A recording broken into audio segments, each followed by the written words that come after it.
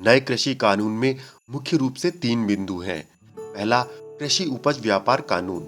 इस कानून के तहत किसान मंडी के बाहर कोल्ड स्टोरेज किसी कंपनी को, होटल को या आम लोगों को किसी को भी अपना अनाज बेच सकता है और राज्य सरकार इस पर कोई टैक्स, शुल्क या सेस नहीं लगा सकती और किसान देश में कहीं भी अपना अनाज बेच सकता है। सरकार कह रही है मंडी वैसे ही चलेगी, बल्कि किसानों को दूसरा विकल्प भी मिलेगा।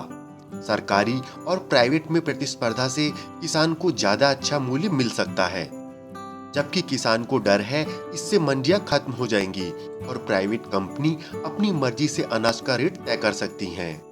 दूसरा कानून, कॉन्ट्रैक्ट फार्मिंग। इसके तहत किसान बड़ी कंपनी या कॉन्ट्रैक्टर से तय करके पहले से अपनी फसल का सौदा कर सकते हैं।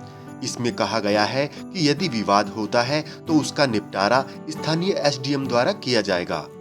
सरकार का कहना है कि इससे किसान कॉन्ट्रैक्ट करके खेती करेगा और भविष्य में फसल के सौदे की चिंता से मुक्त रहेगा और विवाद होने पर उसे न्याय स्थानीय स्तर पर ही मिल जाएगा, जबकि अदालत में अधिक समय लगता है। इस पर किसानों का कहना है कि इसमें हमारे लिए अदालत के दरवाजे बंद कर दिए गए हैं। तीसरा बिंदु है कृषि उपज भंडारण कानून।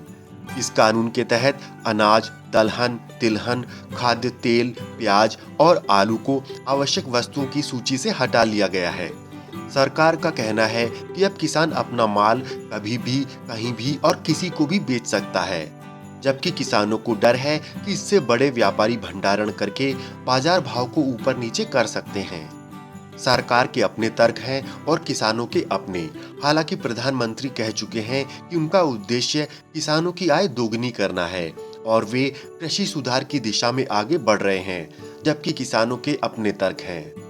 अब देखते हैं कि आंदोलन में पंजाब और हरियाणा के किसान ज्यादा क्यों हैं। दरअसल पंजाब और हरियाणा के किसानों की स्थिति देश के बाकी किसानों से अलग है। आज भी वहां उच्च और मध्यम वर्ग के किसानों की संख्या देश के बाकी जगहों से बहुत अधिक है। पंजाब और हरियाणा जितना चावल उगाते हैं उसका 80% एफसीआई के पास जाता है और जितना गेहूं उगाते हैं उसका 70% एफसीआई के पास जाता है। इस तरह सरकारी खरीद से एक बहुत बड़ी रकम उनके पास आती है। उन्हें डर है कि नए कानून से हमारा ये सब खत्म ना हो जाए। भारत सरकार पूरे देश से जितना अनाज खरीदती है उसमें से 35% चावल, 62% गेहूं और 50% मोटा अनाज पंजाब और हरियाणा से आता है और बाकी का अनाज पूरे देश से खरीदा जाता है। इससे समझा जा सकता है कि यदि सरकार ने 100 रुपए का गेहूं खरीदा तो 62 रुपए पंजाब और हरियाणा को मिलेंगे और 38 रुपए बचे हुए राज्यों को। इसी तरह सरकार यदि 100 रुपए का चावल खरीदती है तो उसमें से 35 रुपए पंजाब और हरियाणा के और 65 रुपए शेष राज्यों के। और मोटे अनाज की खरीद में 100 रुपए में से 50 रुपए पंजाब और हरियाणा के और बाकी 50 रुपए पूरे देश के राज्यों के पास जाएंगे।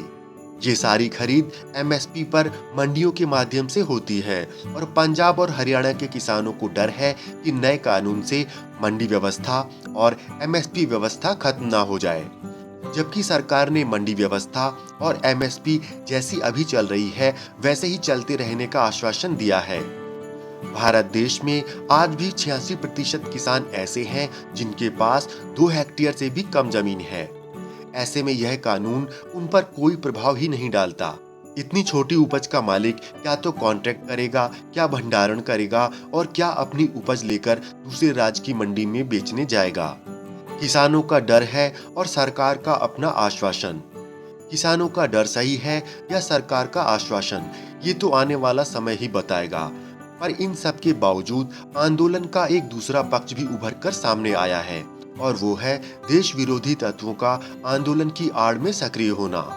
रिहाना, थ्रेटा और मियां खलीफा के ट्वीट और आंदोलन में बार बार खालिस्तान समर्थकों का नाम आना कुछ और ही इशारा करते हैं। बहरहाल समय की मांग के अनुसार सुधार भी आवश्यक है, तो यह भी जरूरी है कि किसी के साथ कोई अन्याय ना हो।